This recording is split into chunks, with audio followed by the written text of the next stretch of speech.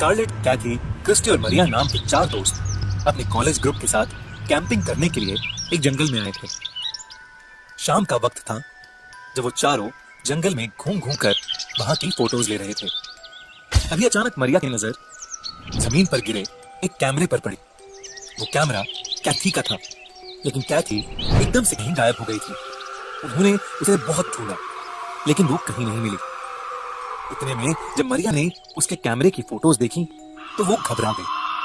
उसमें एक परछाई थी, एक लंबे से पतले से आदमी की परछाई जो हर फोटो में पास आती जा रही थी। स्कारलेट उन फोटोज को देखते ही चौंक गई और बोली, ये तो स्लेंडरमैन है। मारिया और क्रिस्टी ने उससे पूछा कि वो कौन है।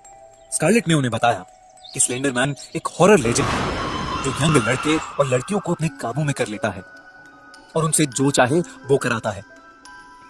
कहते हैं वो किसी को भी पागल कर सकता है। स्कारलेट ने कहा कि उसे हमेशा से लगता था कि ये सब काल्पनिक बातें हैं, पर वो फोटोज देखकर उसे कैथी की बहुत चिंता हो रही है।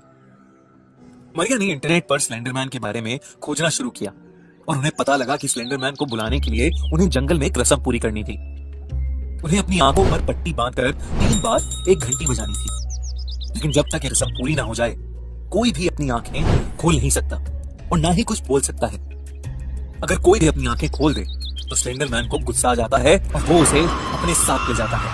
अपनी दोस्त कैथी को खोजने का सिर्फ एक तरीका था, स्लेंडरमैन को बुलाना। स्कारलेट, क्रिस्टी और मरिया ने अपने बैग से एक कपड़ा निकाला और अपनी आंखों पर पट्टी बांधी और एक घंटी को बजाना शुरू किया। लेकिन तभी स्कारलेट को लगा कि किसी ने पीछे से उसका गला पकड़ लिया।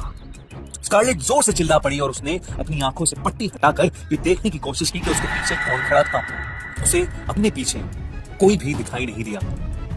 रस्म बीच में ही टूट गई और वो लोग स्लेंडरमैन को बुला नहीं पाए। रात बहुत हो चुकी थी और इसलिए तीनों दोस्त वापस अपने टेंट में लौट गए। टेंट में लौटते ही स्कारलेट को कुछ अजीब सा महसूस होने लगा।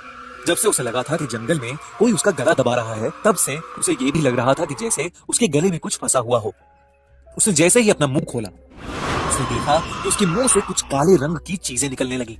देखते ही देखते वो काली चीजें उसके मुंह से पूरी तरह बाहर निकल आई और उसके सामने उन काली चीजों ने स्लेंडरमैन का रूप ले लिया। वो बहुत लंबा, पतला और खौफनाक था। उसका चेहरा भी बहुत लंबा था, लेकिन उसके चेहरे पर ना तो आंखें थी, ना नाक और ना मुंह। स्लेंडरमैन को देखकर स्कारलेट बहुत ज्यादा डर गई, लेकिन अचानक से उसका सारा डर खत्म हो गया। देखने में लग रहा था कि स्लेंडरमैन ने उसे अपने काबू में कर लिया था। स्कारलेट ने क्रिस्टी और मरिया को फोन किया और उनसे